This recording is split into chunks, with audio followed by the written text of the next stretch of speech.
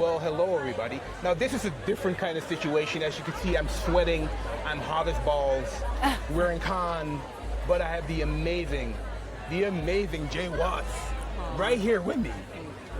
And first of all, thank you, Hip Hop Gamer, for introducing us. We love you, G. Exactly, we love you, G. But yes. I'm super happy to be here with you. Likewise. Thank you for your time. I know you're super busy. I hope you're okay, not dying too much with the heat, because it is a scorcher here. Todo Dominicana. I am always you're used to it. You're used to it. I'm happy here. All right, perfect. And we're in the south of France. They can't see this view that we're looking at over here. I will add in some shots so that people see the view that we have right now, because it is insane. We're looking at a bunch of beautiful yachts on the water in the south of France. It's exactly. kind of hard to but that's but whoever thought that gaming would bring us so far? I agree. I don't know if anyone did, actually. It's the same thing with me. It's like every now and then I have to like pinch myself and be like, is this real life?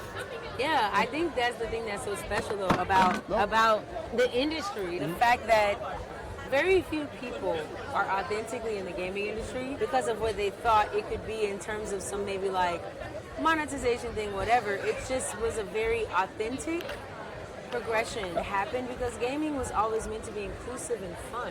And I think if we understand that as a foundation, which is why community becomes such an integral part of its growth, then we don't lose sight of what it means to be a part of an industry that has grown to be the largest entertainment industry in the world, and why more and more people year over year keep gravitating to it.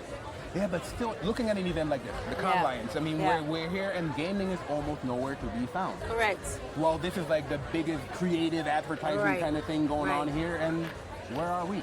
Where are the big brands? I mean, the thing is, the big brands are here, right? But what they're not talking about is the gaming industry. That's because they don't understand it. I'm talking about the big, like, gaming brands. Why, like, Ubisoft, EA, Activision? I don't think they've ever been here. Which I think, but it's a missed opportunity. I agree. I don't want to make it too much about like the hating on the industry, but it's like there's a world of opportunity here. There's so many decision makers here. There's all the big brands. Like, it seems super easy. I mean, it's not about easy. It's about conveying something that they're not used to. So like I'm here, right? Because I am actually gamifying a beach. So I am here, and that's what my company focuses. It focuses on bringing the gaming industry into worlds it's not in. And we are, I'm not gonna say alone in it, but we're definitely working with brands that are non-endemic to gaming, and we have been, from beauty, health care, hair, fashion, cosmetics, finance, real estate, you name it. Everything can be gamified. And that is also how I found you initially. When I was looking, I'm always looking to expand the network and highlight the amazing people working in the industry. And then I saw all the work that you have been doing. And I was like, how the hell did our paths didn't cross before? But like, take it all the way back. I mean, why gaming? Is that always something that was part of you? Yeah, I've been playing video games since I was 4 years old. And did you ever think you could make a career out of it? No, that was of course not. Like to this day, my mom is literally like, I was super talkative when I learned Spanish is my first language. When I learned English, I was super talkative. I played video games, and my mom was like, the two things that I couldn't get you to stop doing, you now make money from. So, but it was purely off of just. When you're younger, this is just who you are, right? I gravitated to games because that's a part of what I love. I love the interactivity of it. I was diagnosed with ADD when I was 6, so I talk a lot about neurodivergence. But I didn't realize, because we're not diagnosing ourselves as kids, I didn't realize that part of what I loved about games was that all of my neurotransmitters and my synapses were being fired simultaneously. I'm like using the left and right hemisphere of my brain, and that's the unique thing that gaming offers as an interactive source of media that other forms of media don't actually offer. And it's the most optimized version of it. So no, it's a very authentic part of who I am. But I think society definitely kind of takes the controller out of one hand and it replaces it with a Barbie doll. Yep. And it tells you as a woman how you should behave. And so you try to assemble, you know, and acclimate to what society says is appropriate. And I think anybody that's watching this that watched anime and that loved comics, they were also subject to this sort of societal bullying, which is why now we have so many artists and entrepreneurs and actors, Henry Cavill and Michael B. Jordan, T-Pain, who are loud and proud about what they love. But that's the thing, I've been in the industry for 20 years. Yeah. And when I first started, indeed, being black and being a nerd or being a gamer or being a fan of anime was kind of frowned upon. Yeah. Why do you think that changed? Because indeed these kind of anchor points like a Michael B. Jordan, people we look up to, like they gave us permission? What do you think? Oh, because I think a lot of them are just now sharing their excitement and passion for something they've always loved. I think it's because the gaming industry not only keeps growing year over year, it keeps growing because it attaches itself to new community, younger and younger generations. Brands have a very specific fiscal almost responsibility to remain relevant in front of those younger community. Yep. And the one thing that is a static, it is not dynamic, a static searing reality is that every new generation keeps playing more and more games. So this industry is not going anywhere. People are focusing on, I think, some of the wrong things. They're focusing, and I say wrong, and it's not about right or wrong, but they're focusing on, oh, AAA studios are closing. It's like, well, that's because there's an uprising of communities, sub-communities, exactly. There's new pipelines of shift, the power creating. shifting. But it's because of new pipelines that are created about developing to meet the demand of the next generation who wants more games. So we're here because younger demographics need and want more. Now that means that there's a demand for the supply to keep creating more. And I think they are establishing this foundation and standard that says, I don't really care what you feel about gaming. I'm a gamer.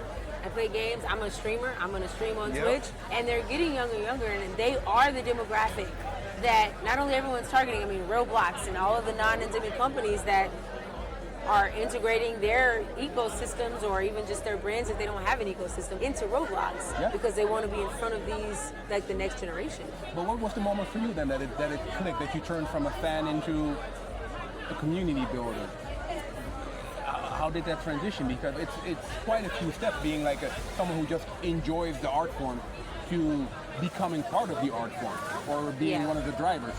I think that wasn't my transition. I think being a community builder has always been who I am because leaders don't necessarily choose themselves. People that follow them do. And so as a recording artist, I already had fans. I amassed an audience and then I chose to engage them and I built communities. So no matter what industry I was in, I was always building community. The transition happened when I decided to go from just gamer to founder and then CEO, which allowed me to exercise other parts of who I am. The analytical, calculated, methodical engineer, by the way, because I studied electrical engineering undergrad. And I was a mathematician before that and all this. So I lived like a world where I was always an artist, a musician since 5. And always competing in music and in science and engineering. They were never separate. They coexisted. That's why I built a brand that allowed my loves to coexist. And gaming was a natural segue. It's like the only industry that has music and art and writing and stories and visuals, and that's all creative. And then there's the code and the design and the analytics and the quality assurance and localization. And it was the industry that I loved when I was younger. And as I grew up, I was like, I understand why I loved it because it loved me back. That's a good point. Was there did you have like a mentor? Was there like someone who whispered in your ear, like, hey, you should turn your passion into actually becoming a CEO?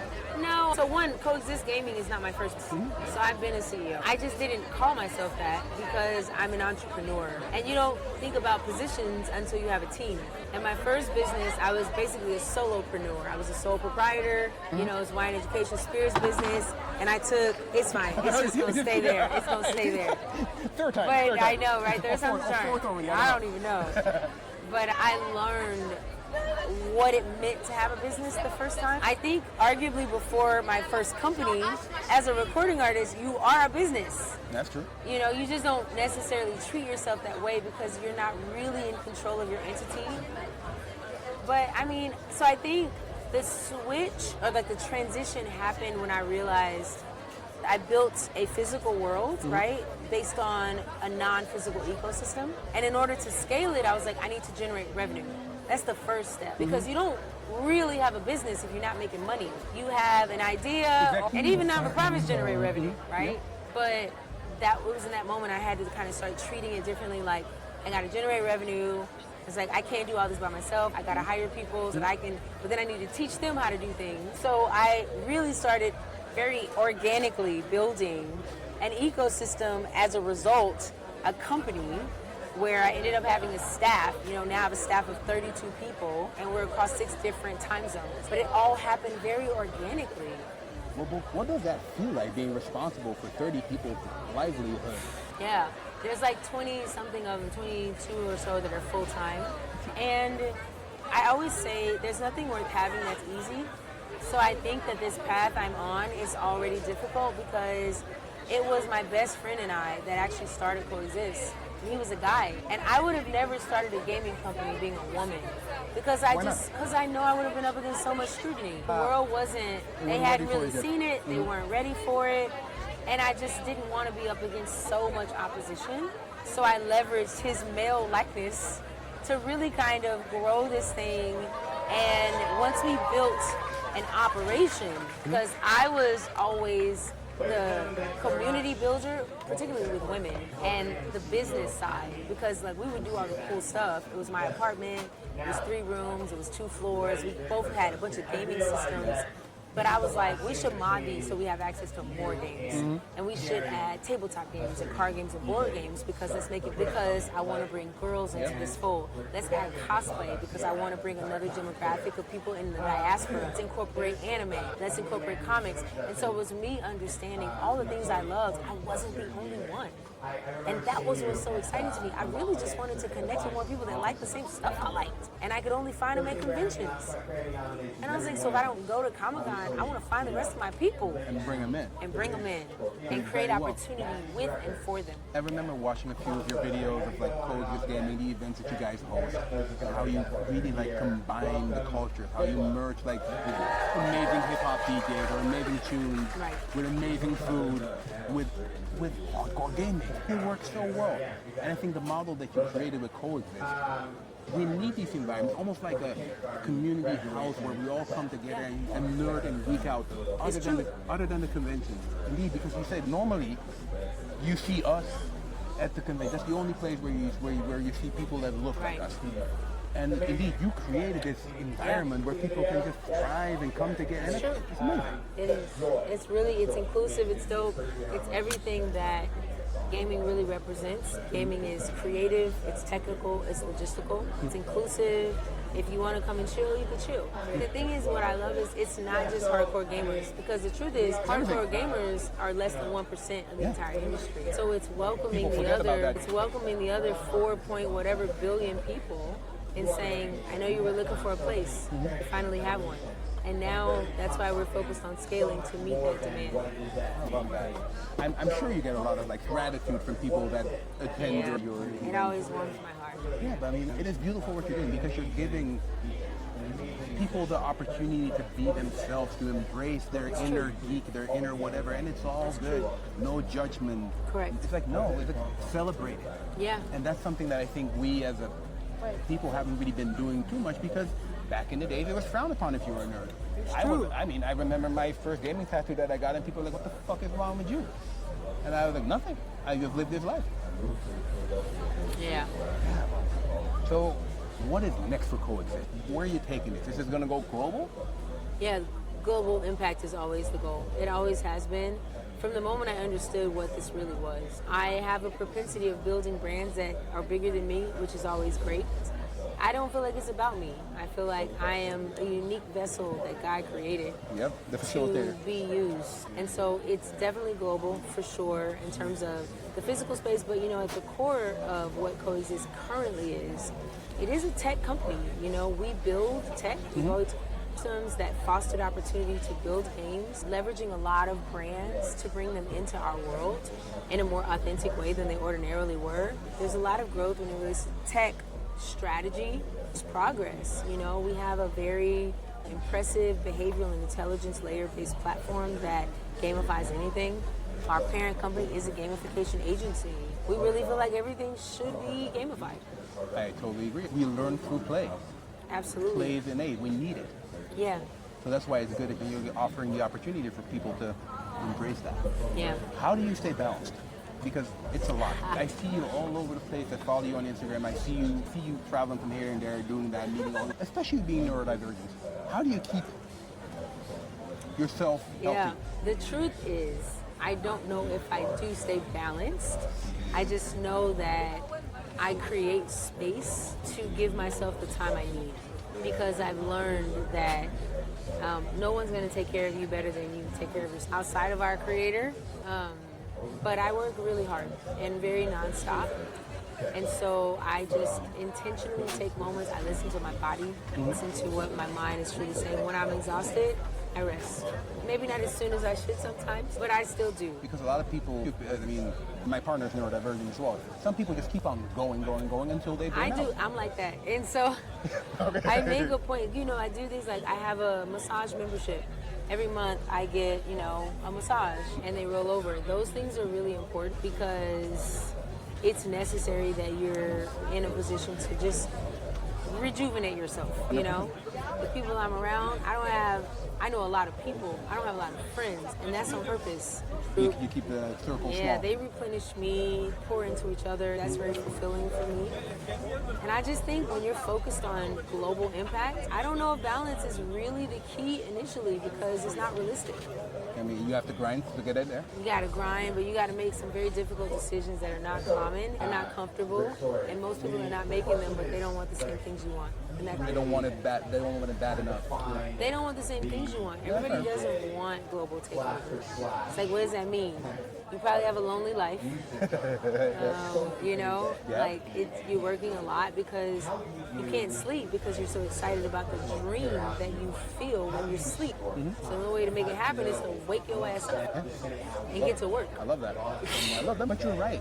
Yeah. And actually, it links to, I'm testing out this new format here at the con lines where I'm asking leaders one question. And you kind of like allure to that. It's like, for a lot of us, success is the North Star. We want to be successful, but we don't really know what that means. Right. According to you, what's the biggest misconception of that, of success? What are the sacrifices that you had to make? I think the biggest misconception is that success is universal. It's not. Success looks different for everybody. There's somebody that, I'm a recording artist, and for me, you know, I wanted the Grammys, I wanted my music in movies, and even to this day, I still want to be a household name in the industry that I love so much, right? But for someone else, and I have friends like this, they're happy singing every day, 5 days a week in a local bar. They're getting paid to sing, and they're happy with that. And they're making a living off doing music, and that is success to them. So I think it depends on what success is like. And when it comes to the gaming industry, that's one of the first questions I ask people. So they go, oh, everybody wants this game, and everybody wants Elder Scrolls or GTA or Fortnite. They name these $100 million games. It costs $500 billion to like market and everything. And I say, what is success to you? If you can't answer that, you don't need to be focusing on building the game because you need to understand what success, the metric is for you. And that definition is not right or wrong, and it's not the same for anyone else. Some person's version of selling a game, they're going to get 250, 500,000 downloads. And you're like, oh my God, it's amazing. And that is success for them. Someone else that has gone through different channels, they're like, yeah, I'm trying to hit the $50 million downloads. It's all a matter of perspective. Absolutely. And success is always about perspective. Do you feel like you're successful? Or successful in what you're trying to achieve? To me, my goals are irrational and delusional. So I know how I've achieved by society's metric commercial success across different industries, but I am not what I consider successful yet. Not in this world, in terms of my growth as a person that allows me to position myself in a way, allows me to build businesses, then I'm successful. I'm successful as it relates to being a person who has never lost sight of my values, my foundation, my infrastructure, and I'm in rooms with billionaires and people that are very well known and celebrities and influencers, and I'm just very unfazed by all of it because it could not be me. And knowing that God, for me and my creator, is above everything and the reason for everything, I don't feel like I've achieved the level of success I want because I know that God has more for me and greater for me because God built me that way. Amen to that. So, what is the goal? What is the dream? You say irrational and like maybe a little bit delusional, but I think the biggest progress comes from people that might consider themselves a little delusional, people that push the fucking bar. So, delusional maybe, but still, what is that goal? What do you see? Like, what is the North Star? I mean, it really is global impact. Like, but what does global impact look like to you? Our lounge now scaling into multiple cities and countries throughout the planet. Everywhere that there's demand, being able to provide more inclusive, safe spaces to the communities that desire and need them. Building and expanding on the economies that we create, which highlight what it looks like to gamify education, to have video games not be something that's taboo to parents, but instead something that they choose to invest in, corroborate, and support. It's as physical as it is digital. There's our physical scale where we know people do need these spaces. And then the digital part is like, we need to keep creating.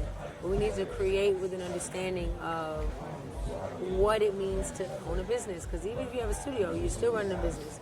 If you want to raise some capital, you got to go hire some other people. Cool, let them run your business, but that doesn't mean you don't even know the business. So I think that's super important. The other things are pretty typical and ancillary, so I don't like harping on those. Everybody says the same things. You're in a place, you're playing games, blah, blah, blah, but the truth is what matters to me is making sure that we build the pathway where the next generation knows exactly how they should enter gaming, what games they should play, what they should be building, so that they really understand, oh, this is how I do that. And then when they brought that to life, we make sure that additional creators and developers are working together to build better games, but they're marketing the games in a way that makes sure people know and understand we created this for you. Why do you think that the stories or the marketing campaigns that are being told right now don't really they only resonate to a specific audience? I mean, I think every message resonates with a specific audience, right? True, but a lot of marketing campaigns that are being done, they're focusing on a specific profile gamer X. But through that, sometimes they exclude people like us because we don't feel represented in that campaign, or we don't feel spoken to, or they're using a weird language, or they're using proxies in order to get to us. Right. That's my opinion. I don't know. I agree with that. I agree with that. We are relevance. We are more than relevant. We drive the No, culture. we are relevance. Oh, yes, sorry, yeah, true. Yeah. We are everything relevant. Across the spectrum, no matter what is on the spectrum, across the board, I think that it behooves brands to be in front of us. Mm-hmm. It behooves them to gain a better understanding of what's necessary to authentically integrate whatever it is they're offering into an ecosystem that they do not have and they haven't built. I know a lot of people that watch this stream. We have a lot of founders, a lot of industry folks, but also people that are broader than just gaming. If anybody watching would like to support, collaborate, is there anything you need right now? Any help you were looking for? Any support? Any insights? Or you already have everything on lock? I don't think anybody has everything on lock. Some people act like they do. Act like it, but I don't think they do. I mean, we're out here on Cannes Lion, and these businesses will spend millions of dollars because they don't have everything on lock, or they wouldn't be spending millions, they'd be saving it. So everybody needs something. We're super, I can't have a brand called Coexist and not want to. So we're collaborative. We always look for people that are interested in just joining the team, wanting to know what more they can do to contribute to it. I'm just here for great conversations and then implementing those great conversations. I think this was a short but great conversation as well. I mean, there's a lot of stuff going on, so I'm sorry people watching, you might be a little bit distracted because we have Diplo right there right now doing a little speech, and there's a lot of stuff going on. If the people want to see, of course, I would like to have a longer conversation without the distractions. But I think already this is something that is illuminating to me. I enjoy this conversation. Is there anything else that you would like to get off your chest to the 100 millions of viewers that watch this? If you don't like the world that you live in, maybe because you're meant to build a new one. Empires don't build themselves. You'll always search for your partners. Brick by brick by brick. But your partners are everything. We're never outnumbered, we're just out-organized. And there are people that love the same things that you love. They're excited and passionate about those things. Find those people and build a tribe. That tribe becomes community. community builds immunity, and we don't have time to be sick. We got too much work to do. Strong immune system. This is how we coexist. Clock it. Appreciate that. Well, you know, like I said, normally it's a different session. Normally I'm behind my desk. This is new, so the camera angles might be a little bit weird, but it's about the message. And I think the message that Jay here shared is super important, because indeed, that's also something that Gordon Bellamy said, and I know I quote him almost every session, but your career, your life is a multiplayer game. You cannot do this by yourself. And I appreciate you echoing that, and I appreciate your time, Jay, really. Likewise. This was beautiful. Thank you so much. Thank you so much. It's my pleasure.